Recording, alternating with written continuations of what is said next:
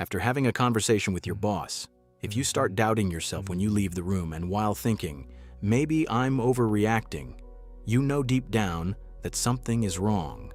Congratulations, you are being subjected to subtle psychological manipulation. No, you're not being sensitive. You just notice that something is wrong. In a moment, I'll show you how you're being controlled without realizing it. Think about this. The meeting is over, everyone has left. As you walk past your boss, they lightly tap you on the shoulder. You seem a little tense lately. Is everything okay? The sentence is soft. The tone is calm. But it carries a message that makes you doubt yourself. You're surprised because you weren't tense. Then they continue. Or did I misunderstand? You know, these things affect the team's energy. Suddenly, you go on the defensive. You try to explain a problem that didn't exist a moment ago. And in that moment, you don't realize the conversation has shifted from your performance to your mood.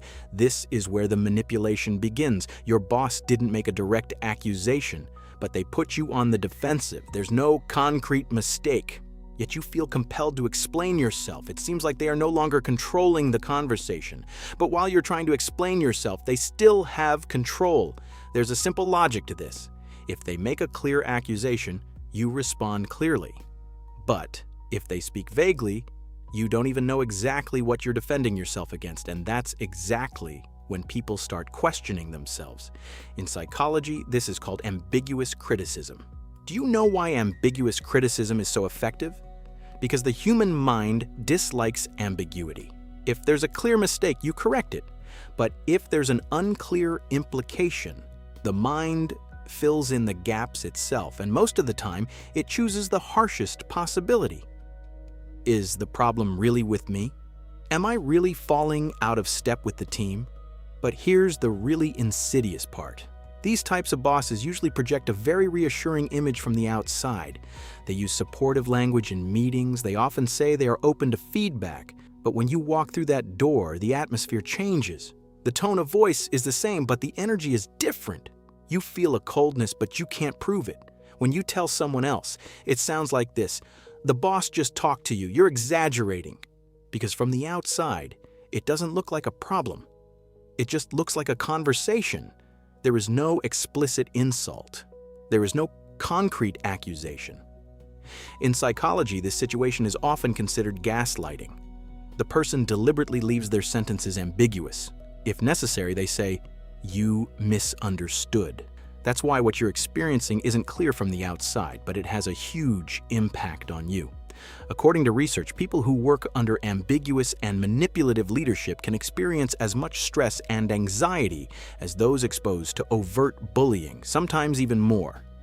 Because invisible pressure forces people to fight mostly with their own minds.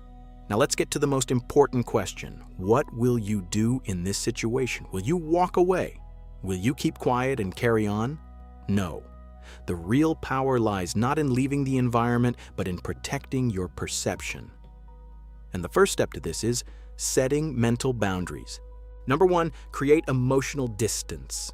When you hear vague criticism, the first thing that usually comes to mind is, are they really right? Stop. First ask, is this criticism specific? If it's not clear, ask for clarification. You said I've strayed from team spirit. Which of my behaviors are you referring to? This seems like a simple question, but manipulation thrives on ambiguity. When you demand specificity, two things happen. Either they give a clear example, then the conversation is grounded in reality, or they back down because there's no concrete evidence. In either case, the conversation becomes clearer. And clarity is safer than uncertainty. From the brain's perspective, it's also simple. Uncertainty produces stress. Clarity allows you to evaluate.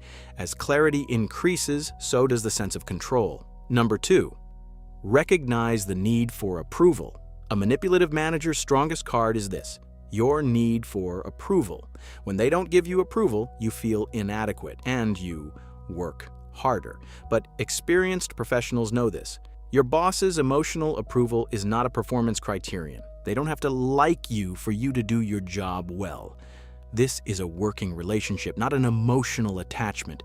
Ask yourself, does this person liking me really determine my professional value?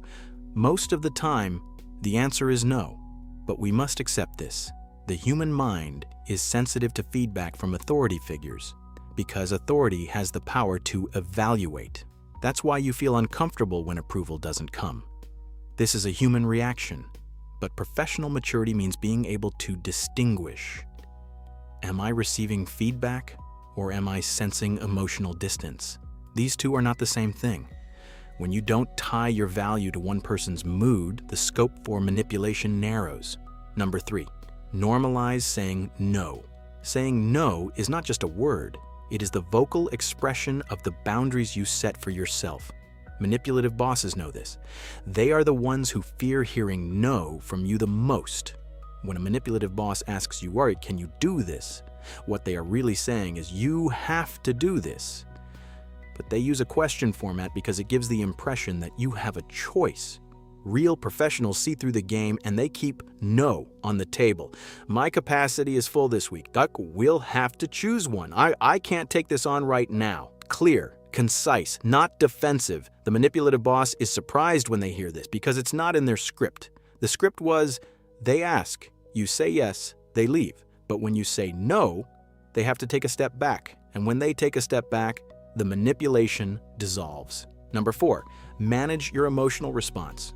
When your boss says something manipulative to you, feelings of anger, disappointment, or defensiveness arise within you. This is a completely automatic reaction. When you feel threatened, your body goes into alarm mode, your heart races, and your mind clouds over. The reaction you give in that moment is not really you. It's just your instinct going into defense mode.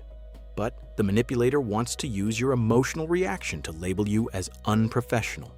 "Why are you so defensive? We're just talking." This is where mental boundaries come into play. You can feel your emotion, but you don't have to express it immediately. "I understand. I need to think about this. Let's talk tomorrow." This sentence is powerful because it buys you time. You don't have to carry the emotional load immediately. And the next day, calmly, you give your strategic response. This is known in psychology as emotional regulation. You're not denying the emotion, you're strategically timing it.